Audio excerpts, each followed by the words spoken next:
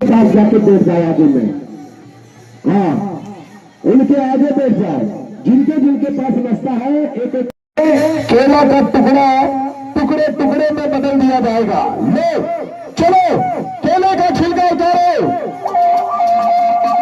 छिलका उतारो, आगे जाओ, आगे जाओ, आगे चले जाओ, आगे धीरे छिलका उतारिए। आप धीरे धीरे छिलका उतारिए। अब आप लोग ऊपर रखिएगा नाश्ता। लीजिए आप लोग के बीच आपके सामने नाश्ता उतारो। और यहाँ पर देखिए क्या नाम बताया? आकाश कुमार। आकाश कुमार ने यहाँ और सबके हाथ में केला है। इस केले को जो भी आपका समस्या है यहाँ पर बोलिए, ये कल तक आ जाएगा। लेके आए कैमरा बंद, हाँ चारों तरफ लीजिए।